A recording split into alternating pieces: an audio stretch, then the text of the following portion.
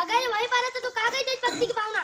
कब समझोगे कि देशभक्ति की भावना सिर्फ 26 जनवरी और 15 अगस्त को झंडा फहराने के लिए नहीं होती।